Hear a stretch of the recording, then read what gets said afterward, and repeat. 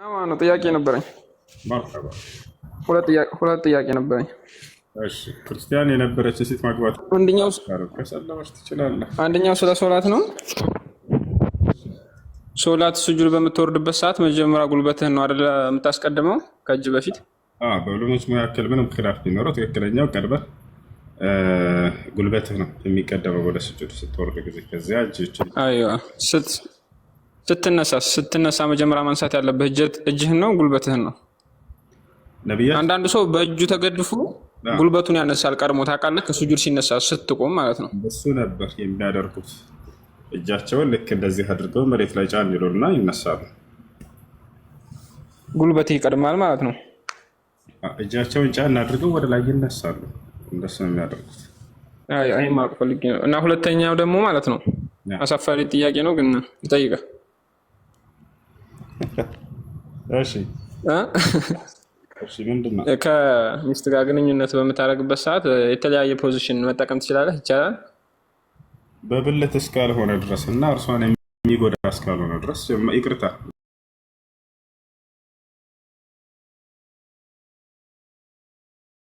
በመጸዳጃ ቦታ እስካልሆነ ድረስ ማን ነው? በብልት ብቻ ነው መሆን ያለበት። አንድ ይህን መሰረት ልታውቁ ይገባል። አንድ ሰው ሚስቱን መገናኘት የተፈቀደለት ልጅ ሊያገኝበት በሚችልበት ቦታ ብቻና ብቻ። እሺ እርሱም ምንድነው? ብልት ብቻ። ኦኬ በዛ ሆኖ ግን የፈለግከውን ስታይል ፖዚሽን መጠቀም ትችላለህ ማለት ነው። ይፈቀዳል በእስልምና በሸሪዓው። እስካልሆነ ድረስ እሷ ፈቃደኛ እስከሆነች ድረስ ችግር የለው። ኒሳኡኩም ሐርሱን ለኩም ፈአቱ ሐርሰኩም። አንዴ ሊጨርስ የማይቻልበት ቦታና የማይቻልበት ጊዜ አለ። ይሄ ልታውቁ ይገባል። የማይቻልበት ቦታ ያልኩት የሚቻለው በአንድ ቦታ ብቻ ነው። ሰውየው ሚስቱን መገናኘት የሚፈቀደው ልጅን ሊያገኝበት በሚችልበት ቦታ ብቻና ብቻ ነው። ይህን አላህ በቁርአን ላይ ተናግሯል። ምን ይላል? ኒሳኡኩም ሐርሱን ለኩም ፈእቱ ሐርሰኩም አና ሽእቱም ወቀዲሙ ሊአንፉሲኩም ወተቁላህ ወዕለሙ አነኩም ሙላቁሁ ወበሽሪል ሙእሚኒን። አንድ ገበሬ እርሻውን አርሶ ፍሬ እንደሚያገኝ ሁሉ ባል ሚስቱን ተገናኝቶ ልጆችን ሊያገኝበት በሚችልበት ቦታ ብቻ መገናኘት።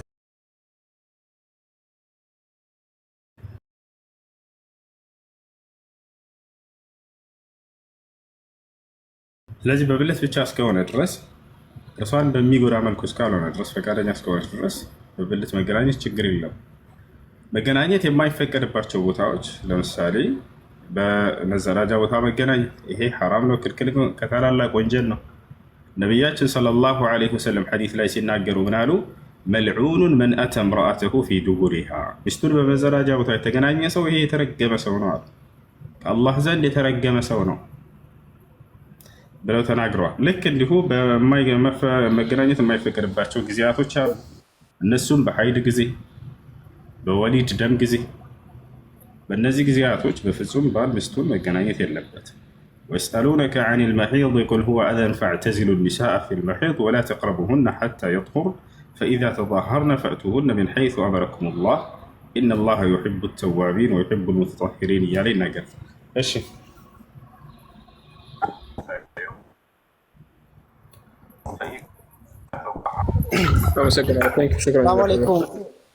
ወአለይኩም ሰላም ወረሕመቱላሂ ወበረካቱ። አማን ነው። አንድ ጥያቄ ነበር። መርሐባ። እሺ ልጆች አስገቡኝ የሚሉትን አሁን ማስገባት አልችልም። ያው ገስት ላይ ያሉትን አጨለማቸው። ልጆች ኮፒ ሊንክ አድርጉ እየገባቸው አካባቢ። እሺ ጥያቄ ላይ ቀጥል። ይሰማሉ? ይሰማል።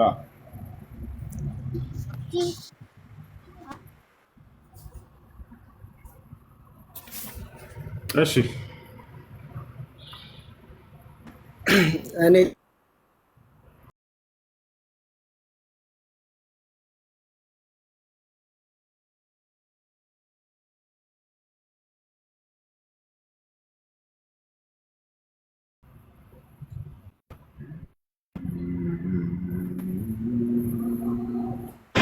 ሌላ ጥያቄ ያለው ሰው አለ?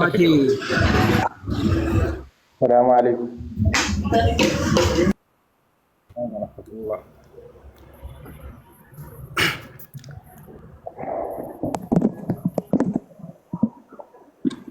ጥያቄ ነበረኝ። ይቻላል? እሺ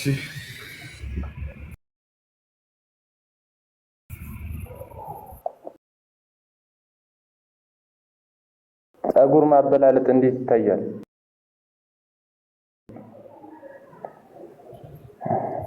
እሺ በየቀኑ መልስላችኋለሁ። እሺ ነቢያችን ሰለላሁ ዐለይሂ ወሰለም ይህን አስመልክቶ የተናገሩት ሐዲስ አለ። ነሃ ረሱሉላህ ሰለላሁ ዐለይሂ ወሰለም አኒል ቀዝዕ፣ የአላህ መልእክተኛ ነቢ ሰለላሁ ዐለይሂ ወሰለም ከፍተዋል።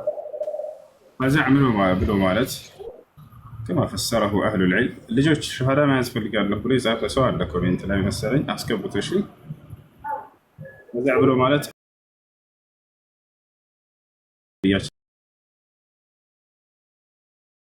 ሰለላሁ ዐለይሂ ወሰለም ከፊሉን መላጨትና ከፊሉን መተው እንደሆነ ገልጸዋል። የፀጉርን የትኛውን ክፍል ይሁን ምልጥ ልጭት አድርጎ ሌላኛውን መተው እሱ መክሩህ ነው ሁክሙ። እሺ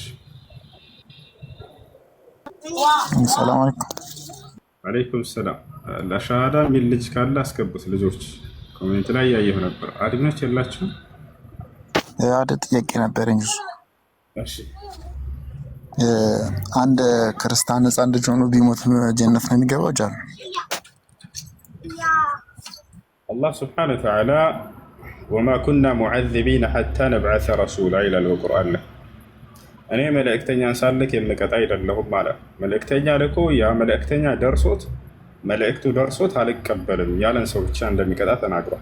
ይሄ ሕፃን ልጅ ደርሶታል ወይ? አልደረሰውም። ከሚቀጡት አይደለም። ለዚህ ነው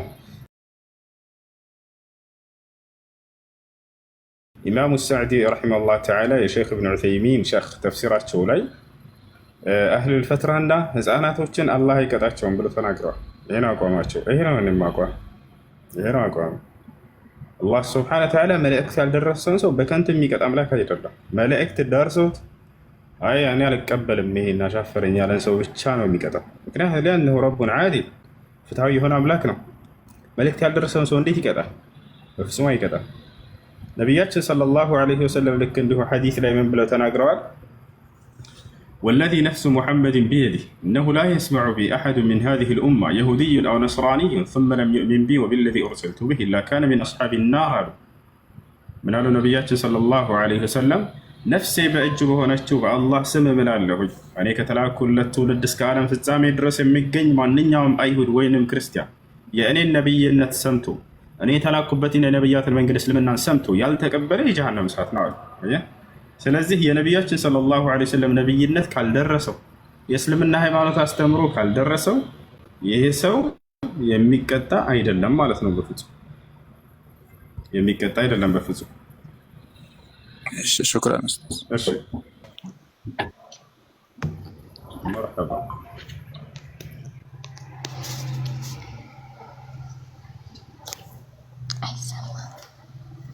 ሰላም አለይኩም።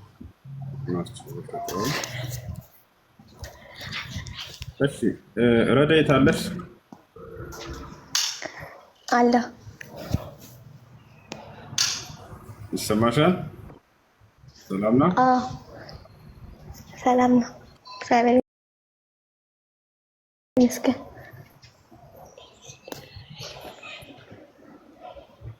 እሺ እስልምናን መቀበል ፈልገሽ ነው? አዎ። እሺ የምለውን ቃል አብረሽ እየተከተልሽ በል። እሺ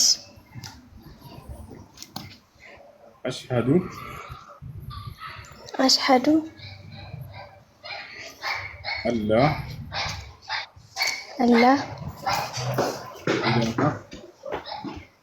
ኢላሃ ኢለላህ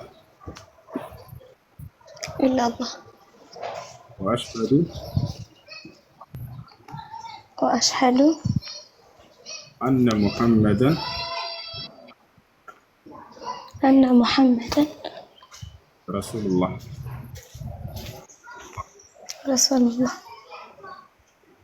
እሺ ከዚህ በኋላ ሙስሊም ኢንሻአላህ የሻሃዳ ቃል ወይም የምስክር ቃል ይባላል። ትርጉሙ አሽሀዱ አን ላ ኢላሀ ኢለላህ ማለት እነሆ ከአላህ በስተቀር በእውነት የሚመለክ ሌላ አምላክ የለም ብዬ መሰክራለሁ። መልእክተኛ ናቸው ብዬ መሰክራለሁ ማለት ነው። ከዚህ በኋላ ሙስሊም ነሽ። ስምሽ ማን ነበር?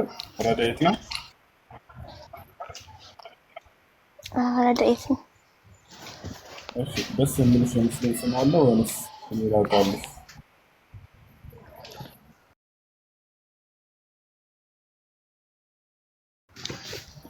አለ እሺ ማን? ሂዳያ ሂዳያ ማሻአላህ። ከዚህ በኋላ በከፍ ባና ሙስሊም ጓደኞች ይኖሩሻል ስለ ሶላት አስተጋገድ ምናምን የሚያስተምሩሽ? በቃ እሺ አግኛቸውና ሶላት አስተምሩ ያቸው። እሺ እሺ አዩሽ እቴ ሻወር ወሰጂ አንድ ሰው ስለሆነ አስቀበል ሻወር እንዲወስድ ታዘብ። አይ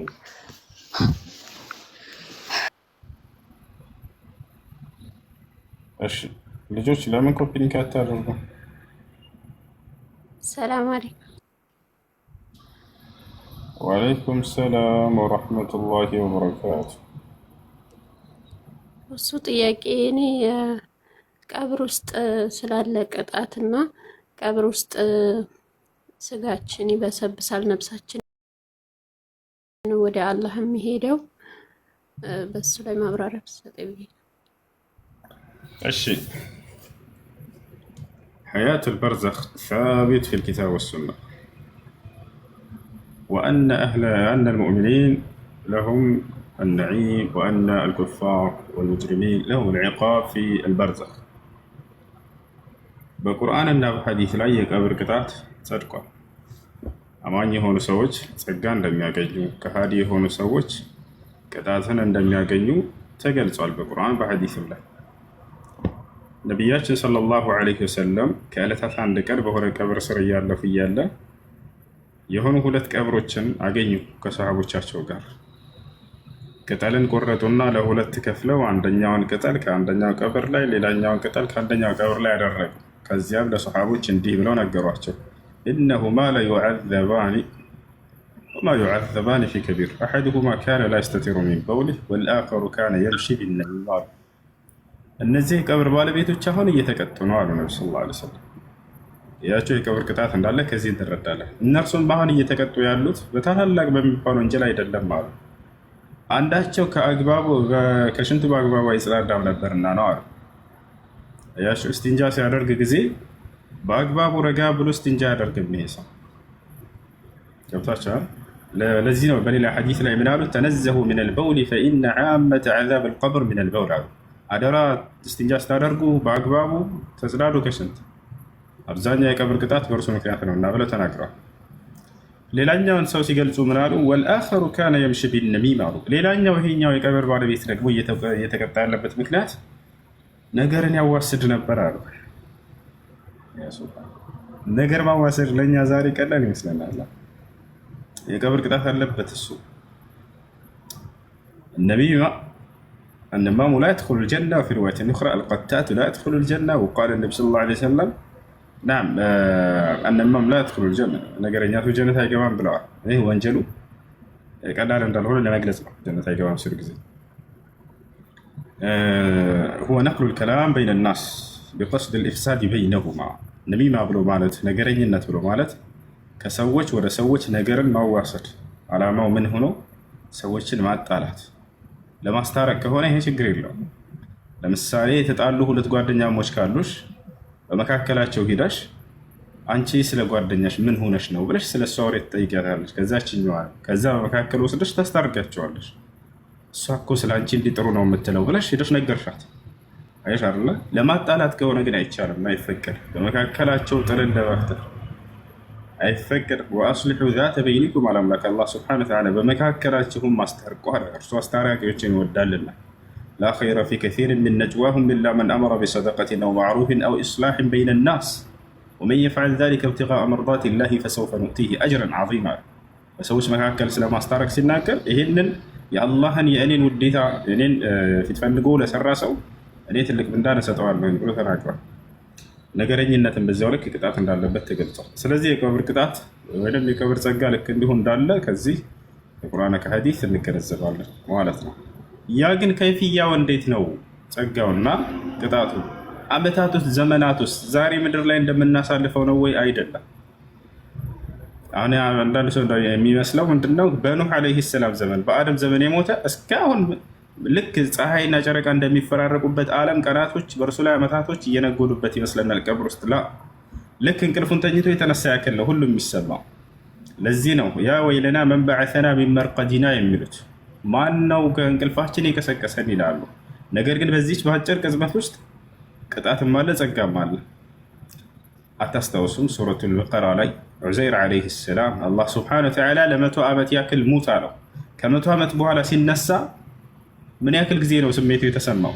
ቃለ ለቢስቱ የውመን አው በዕደ የውም ያለ አይደል? አንድ ቀን ወይ ግማሽ ቀን ነው የቆየሁት አለ። አያችሁ፣ ከሞት በኋላ ያለው ህይወት ምድር ላይ እንደምንቆየው ዓመታቶች የሚነግዱበት ዓመት አይደለም። ያ ነው አስሓቡል ከህፍን መውሰድ ትችላላቸው። የዋሻው ሰዎች በዋሻው ውስጥ ምን ያክል ጊዜ ነው የቆዩት? ወለቢሱ ፊ ከህፊሂም 300 ሲኒነ ወዝዳዱ 9። በዋሻውም ውስጥ 3 ዓመት ከ9 ወራትን ቆይተዋል። አያችሁ፣ 3 ዓመት ከ9 ወር ሲቆዩ ጊዜ ከዚያ በኋላ አላህ ሲያስነሳቸው ምን ያክል ጊዜ የተኛው ያክል የተሰማቸው። ወከዛሊከ በዐስናሁም ሊተሳአሉ በይነሁም ቃለ ቃኢሉ ሚንሁም ከም ለቢስቱም ቃሉ ለቢስና የውመን አው በዕደ የውም። አንድ ቀን የግማሽ ቀን ነች የቆየናት አሉ። አያችሁ አይደለ? ይህንን የቀብር ህይወትን አላህ ሱብሓነሁ ወተዓላ እንደ ምድራዊ ህይወት ረጅም ዓመት አይደለም የሚያደርገው፣ አጭር ነች። በዚያ ውስጥ ግን ጸጋም አለ ቅጣትም አለ። ያ ነው ያን ከይፍያውን አላህ ሱብሓነሁ ወተዓላ ነው የሚያውቀው። እሺ ሌላው ጥያቄ ደግሞ ነገር ማዋሰድ ሲባል ለማስታረቅም አይደለም፣ የተጣሉም ሰዎች አይደሉም። ግን እኔ ለጓደኛ የሆነ ነገር ባወራች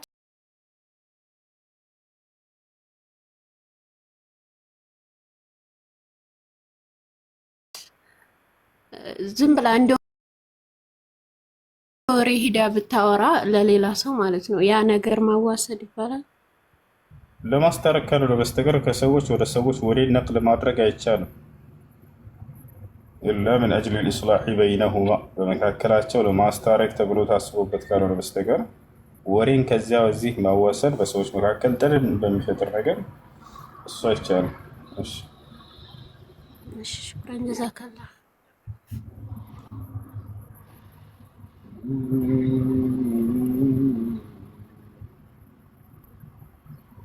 كذلك للتحذير إذا كان فاسدا أو مفسدا أو مبتدعا، كذلك لمن يشكوه إلى الأمير ولنبسكا لكسكار ولبستكر مثل مسالي بالان هدا مكسس بتفلق الناس لبالا يدرقاته لهاجريت ماري فتح فلقا بتناقر هدا هي هاجرينيነት አይባልም።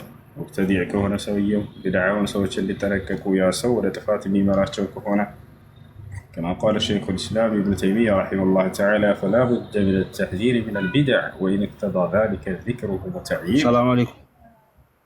وعليكم السلام ورحمة الله وبركاته.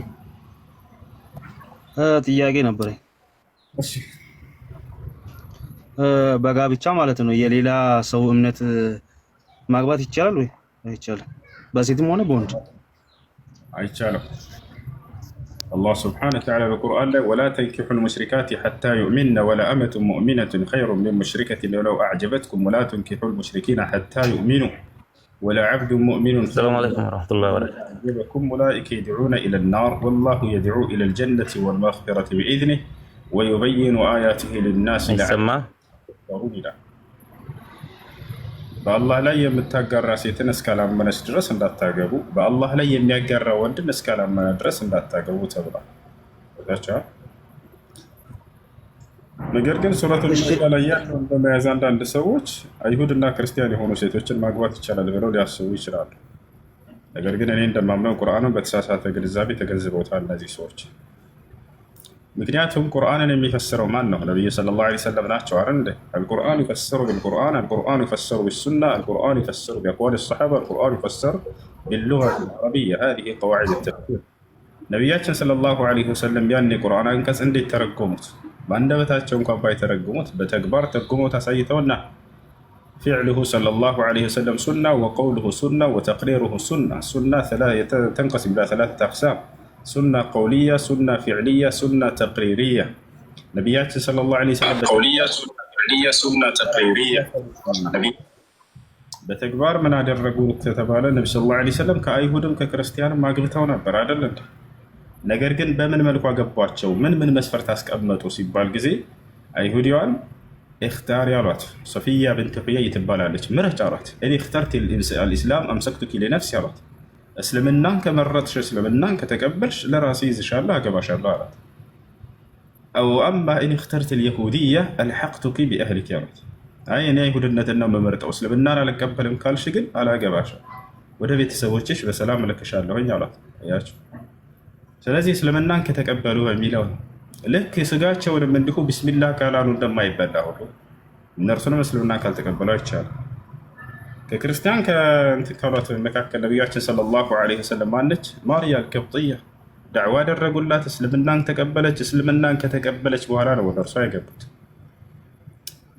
ይሄ ነው። ልክ እንዲሁ አብዱላህ ብን ዑመርን መውሰድ እንችላለን። እንዳለ ሁሉ ሙፈሲሮች ይገልጹታል። እነ ኢማሙ አልበገዊ እነ ኢማም الشوكاني رحمه الله تعالى تفسير لا عبد الله بن عمر أقوام من نبه. قال عبد الله بن عمر رضي الله عنه لا تحل النصرانية فإنني لا أعلم مشركة أعظم ممن تدعي بأن المسيح هو الله أو ابن الله. كريستيان سيتن ففزوم أقوال هاي تشالم إلى عبد الله بن عمر أني بمدر لاي مسيح رأس أملاكنا كمتر سيت بلاي قاعدين سيت አላውቅም ባለ። ስለዚህ በፍጹም በአላህ ላይ የምታጋራ ሴት አታገባም ከተባለ የመጀመሪያ ማግባት የማይፈቀደው እነሱ ነው እንዳም ብሎ ይናገራል። ነገ ልጆች ምንድነው የሚሆኑት? እነዚህ ናግት ከአላህ ሱብሓነሁ ወተዓላ ውጭ ሌላን አካል እንዲያመልኩ ይሆናሉ። ከነቢያት መካከል አንድ ነቢይ የሆነውን መሲሁን ዒሳ ዓለይሂ ሰላም ታላቁን ነቢይ ወደ ማምለክ ይሄዳሉ። ይሄ በአይናችሁ በገሃዱ እያያቸው ነው። ስለዚህ ነቢያችን ሰለላሁ ዐለይሂ ወሰለም ስለ ጋብቻ የመከሯቸውን ምክሮች ያዙ። ቱንከሑ ልመርአቱ ሊአርበዕ ሊማሊሃ ወሊጀማሊሃ ወሊሐሰቢሃ ወሊዲኒሃ ፈظፈር ቢዛቲ ዲን ተሪበት የዳክ። ዲን ያላትን መርጠህ አግባ አሉ ነቢ ሰለላሁ ዐለይሂ ወሰለም። በሌላ ሐዲስ ላይ ቃለ ነቢይ ሰለላሁ ዐለይሂ ወሰለም ኢዛ ጃአኩም መን ተርደውነ ዲነሁ ወኹሉቀሁ ፈዘውጁሁ ኢላ ተፍዐሉሁ ተኩን ፊትነቱን ፊል አርድ ወፈሳዱን ዐሪድ። دين يالون أكل مقبة اللاباتشين يقرأتشون. قالت امرأة للنبي صلى الله عليه وسلم يا رسول الله أريد أن أتزوج فبماذا تنصحني؟ فقال لها النبي صلى الله عليه وسلم إن وجدت رجلا صالحا فتزوجي. ايش؟ يا قال لك الطفل. السلام عليكم. ቀብር ቅጣት ካልከው እንትን በስተንጃ ያልከው እንትን ምሕረት ይኖራል ወይ አይኖርም? ምክንያቱም ይኖረዋል። ለዘላለም አይደለም ቅጣቱ። በዛው ባለበት ኃጢአት ልክ ነው የሚቀጣው። ለዘላለም የሚያስቀጣው ሽርክ ብቻ፣ ሽርክና ለአላህ ሱብሓነሁ ወተዓላ አለመስገድ፣ አላህ ሱብሓነሁ ወተዓላን አለመስገድ፣ ለእርሱ አለመስገድ። በዑለሞች መካከል ምንም ኺላፍ ቢኖረው እሱ ጉዳይ ትክክለኛው ግን كما قال الشيخ العلامة صالح الفوزان تارك الصلاة خالد مخلد في نار جهنم، لأن النبي صلى الله عليه وسلم كفره العهد الذي بيننا وبينهم الصلاة فمن تركها فقد كفر. وقال عليه الصلاة والسلام بين الرجل وبين الشرك والكفر ترك الصلاة. صلاة اللي توسو كهادينا ولا النبي صلى الله عليه وسلم قال بقى الشنا يا شنتك بابا المزرادات نزل على الناس قطع يدنا. الشن السلام عليكم. ወአለይኩም ሰላም ወራህመቱላሂ ወበረካቱ። ጥያቄ ነበረኝ።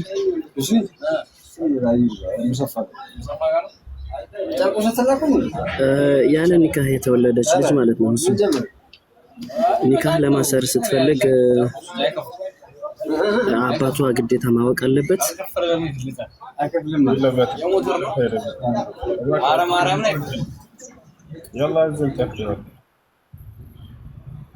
እሺ ያለ ኒካህ የተወለደ ልጅ ኒካህ የሚያስርላት ማን ነው? ሸሪዓ ፍርድ ቤት ቃዲ ነው። ከማ ቃለ ነቢዩ ሰለላሁ ዐለይሂ ወሰለም አስሱልጣኑ ወልዩን ሊመን ላ ወልየ ለሁ፣ ወኪል ለሌለው አካል ባለስልጣን ወኪሉ ነው ብለው ተናግረዋል ነቢዩ ሰለላሁ ዐለይሂ ወሰለም። የሸሪዓ ፍርድ ቤት ቃዲ ያ ከሌለ መስጅድ ማን ነው በአካባቢ ኒካህ የሚያስር ቃዲ? ያ ከሌለ የመስጂድ ኢማም፣ ያ ከሌለ እስላማዊ ትምህርት ቤቶች ካሉ እስላማዊ ኮሌጅ፣ እስላማዊ ዩኒቨርሲቲ፣ እስላማዊ የህዝብ ማዕከል የእነዚህ ሙዲርና ኃላፊ ያስራል። ያ ከሌለ ማንኛውም ሙስሊም የሆነ ሰው ውክልና ሰጥታ እንዲያስርላት ማድረግ ትችላለች። ሰላም አለይኩም ወአለይኩም ሰላም ወረሕመቱላሂ ወበረካቱህ።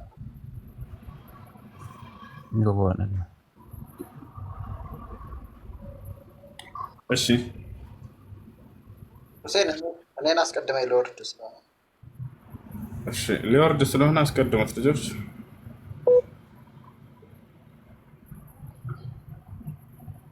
ይሰማል ሁሴን ድምጼ? ይሰማል። የኔ ጥያቄ በገንዘብ ጉዳይ ማለት ነው። ምሳሌ አንድ ልጅ ከተነጋገርከው በላይ ማለት እሱ አያውቅም፣ ከዛ በላይ ብትይዝበት ፈርቅ ብትይዝበት ሐራም ይሆናል አይሆንም? አይቻል አልሙስሊሙን አላ ሹሩጢሂም ሙስሊሞች በስምምነታቸው ላይ ይገኛሉ ብለዋል። ባደረጋችሁት ስምምነት ላይ መገኘት ግድ ነው። እሱ እኮ አያውቅም ያንን። እሱ አይሰማም። ብቻ ነኝ የማውቀው። ወአለይኩም ሰላም እኮ ወንድም ከሰውየው ጋር ግብይት እያደረግህ እስከሆነ ድረስ እንትን ስምምነት ካላችሁ በስምምነታችሁ መገኘት አለባችሁ። እሺ ሸሃዳ መያዝ የሚፈልግ ሰው አለ እያላችሁ ነው። አድሚኖች ካላችሁ አስገቡት። ሰላም ነው። ዳና አልሐምዱሊላህ። እሺ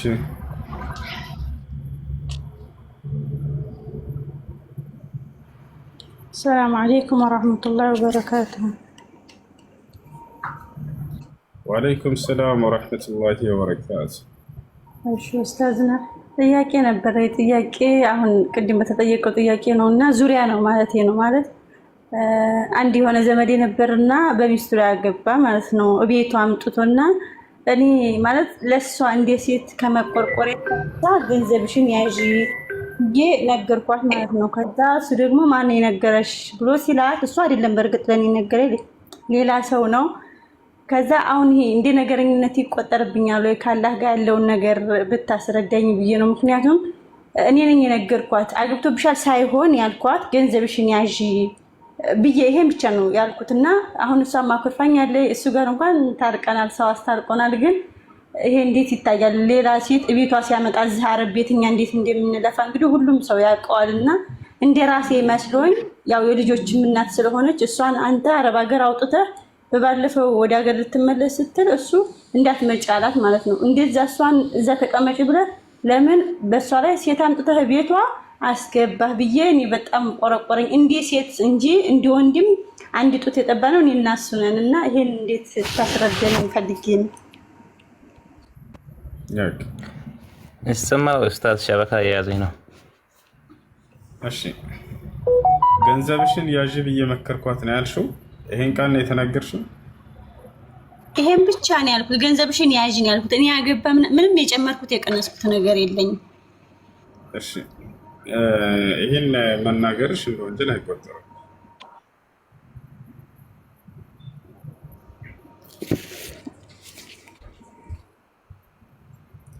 እሺ ኡስታዝ ይዙ ነበር ድምጽህ ምን አልከኝ?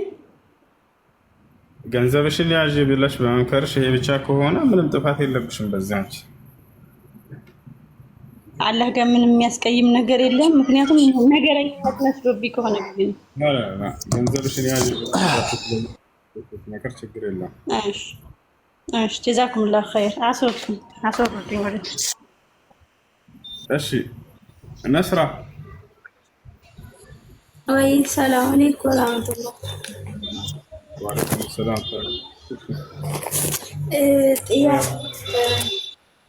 ጥያቄ ምንድነው? ሰኞና ሐሙስ መጾም ሱና ነው አይደል? ሱና ነው። ያኔ አይድ ላይ ስንሆን ምናምን ቀዳ ማፍራት አለብን ወይስ እንዴት ነው? እሺ ሰኞና ሐሙስ ስላለፋችሁ ቀጣ አውጡ አይባልም። ግዴታ አይደለምና ሱና ጾም ነው። ከቻላችሁ ጾሙ፣ ካልቻላችሁ ችግር የለም። ሰማችሁ ሰዎች ሰማን እንደት ነው?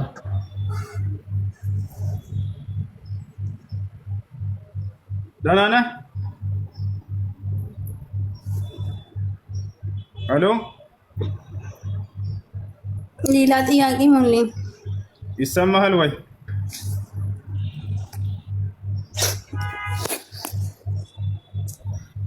እየተሰማህ ነው? ተናገር። እንዴት ነህ?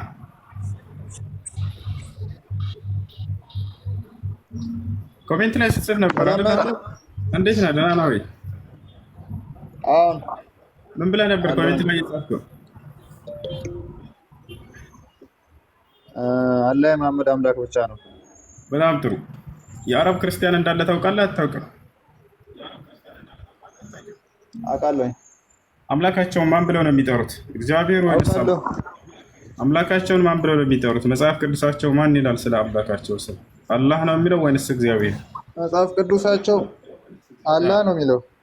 ጎበዝ ልጅ። ስለዚህ አላህ አምላካቸው ነው ማለት ነው። ለእነ ሙሴ ለኢየሱስ ክርስቶስም አምላኩ እንደሆነ መጽሐፍ ቅዱስ ይናገራል። ምን ትላለህ?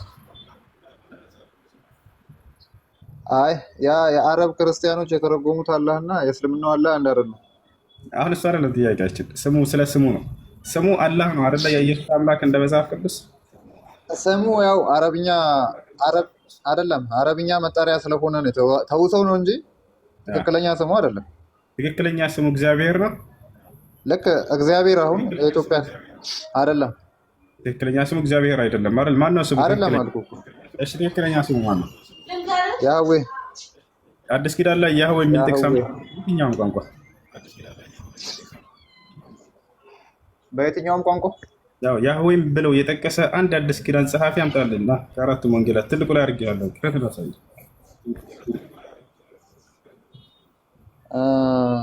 ቪዲዮ መክፈት አልችልም። መጀመሪያ እኔ ከፍትልሃለሁ፣ ችግር የለውም። የቱ ጋር ልክፈትልህ? ማለት ከአዲስ ኪዳን ነው ያልከው? ቆይ ከአዲስ ኪዳን ነው ያልከው? እሺ ቆይ ተመልሼ ልምጣ።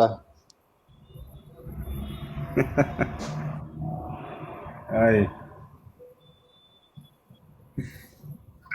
ወይኔ በላቸው ብትሞት ይኸውልህ አታመጣውም። የዛሬ 1 ሚሊዮን ዓመት እና አታመጣውም። ጥያቄ አልጨረስኩም ወይ ብለህ ጥሪ አዲስ ኪዳን ባለቤት አንድ ሜት። እሺ እሺ ጥያቄ አለ ይጠይቅ። ሌላኛው ጥያቄ ደግሞ አይሰማም? ይሰማል።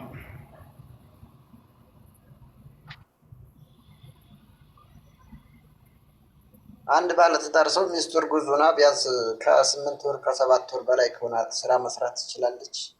ብትሰራስ ምንድን ነው ማለት ኃላፊነቷን ወስዶ ካላስተዳደርም? ካገባት ጊዜ ጀምሮ እሷን ሰርቶ የማስተዳደር ግዴታ አለበት። ምን ስታረግዝ ብቻ። ስታረግዝ ደግሞ በደንብ ይበረታል። ከዛቸዋል። ስለዚህ ማስተዳደር አለበት ሰርቶ። የማስተዳደር ኃላፊነት ያለው ባል ላይ ነው። ከመቼ ጀምሮ? ኒካ ካሰረበት ጊዜ ጀምሮ።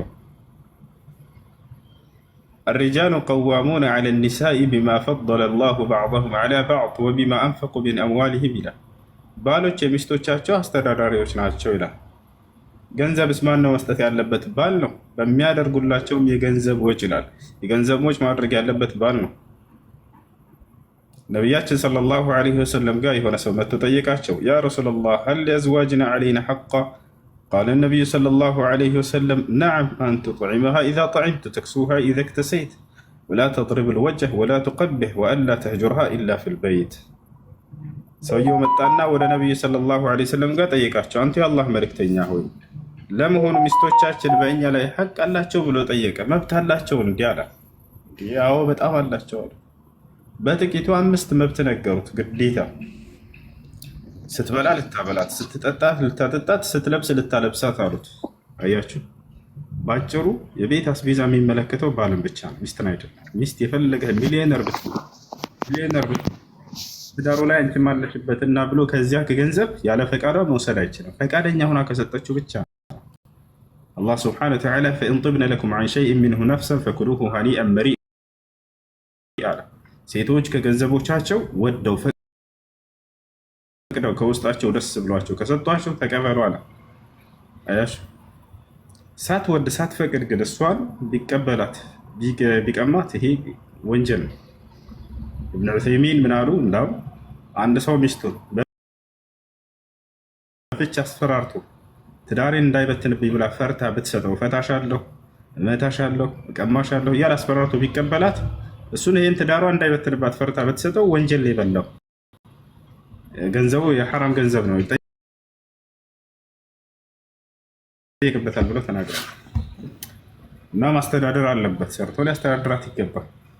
ይሄ ለአደም ዓለይሂ ሰላም ጀምሮ የወጣ ህግ ነው። የሚገርመው ከአደም ዓለይሂ ሰላም ጀምሮ አላህ ለአደም ምን አለው? ፈቁልና ያ አደሙ ኢነ ሃዛ ዐዱውን ለከ ወሊዘውጅከ ፈላ ዩኽሪጀነኩማ ሚነል ጀነቲ ፈተሽቃ።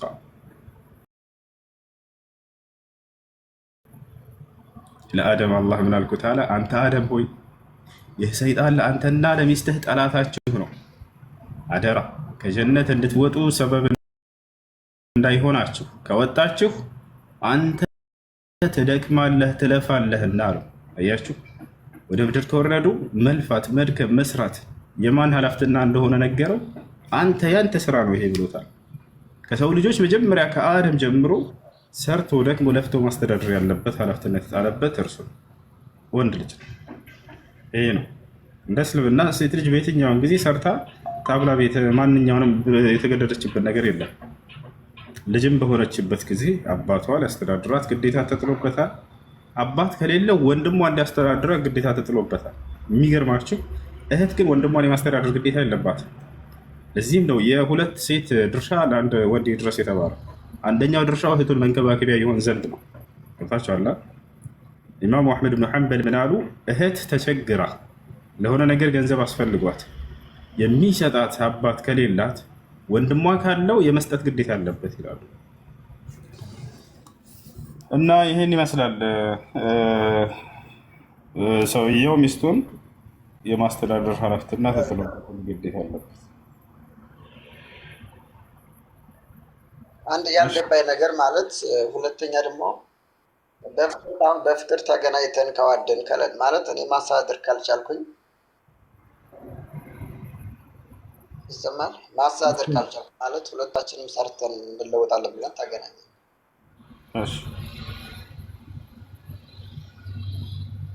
በዛ ሰዓት አሁን እየኖር እያነሳም ስራ ቦታ እኔም ስራ ቦታ ያለን ያቺ ልጅ አረገዘች፣ እዛ በሰው ቤት እየሰራች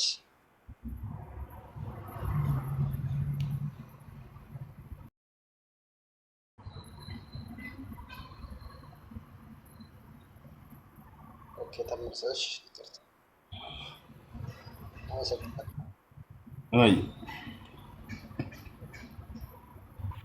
ሁሱ ሰላም ወራህመቱላሂ ወበረካቱ። እንዴት ነህ? ወአለይኩም ሰላም ወራህመቱላሂ ወበረካቱ።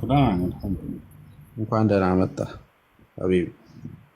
አህለን አህለን። ብትዙክ እንዴት ነው? አለው አልሐምዱሊላህ። ጥያቄ ልጠይቅ ቢዚ ስለምትሆን የሆነ ፍራንክ ማለት ነው ልኬ ነበረ እና አጋጣሚ የላከው ሰውዬ ወዴት ነው የላከው? ወደ ሚስትህ ነው የላከው በለው። አዎ። እና የላከው ልጅ ያው ሐዋላ የሚሰራው ማለት ነው የላክልኝ ደረሰኝ። እሱ ከመላኩ በፊት ሌላ ሰው አካውንቴ ላይ እኮ ፍራንክ ገብቷል አለችኝ። ከዛ በንጋታው ደግሞ ድጋሚ በሌላ ሰው ስም ደግሞ ተመሳሳይ ገንዘብ ገባ እና ልጁን በወቅቱ አካውንቷ ላይ መሆን ስለነበረበት የሆነ ባንክ ስቴትመንት የምናሰራበት ጉዳይ ስለነበረ በወቅቱ አልነገርነውም በእርግጥ ለልጁ። ምክንያቱም ተሳስቶ ከሆነ የተሳሳተው አካል ራሱ ተሳስቻለሁ ብሎ እስኪነግረን ማለት ነው። ምክንያቱም ለየትኛው ነው የምንመልሰው? ሁለት አካውንት ነው የገባው። ለአንዱ ብንመልስ እኔ እኮ ነኝ ተሳሳትኩት ብሎ የኔንም አንጡ ሊለን ይችላል። እሱንም አሰብን። ስለዚህ ከራሳቸው ይምጣ ብለን ዝም አለን ለተወሰነ ጊዜ።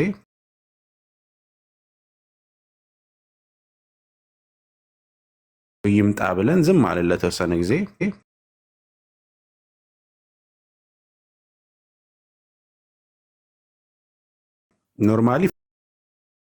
ኖርማሊ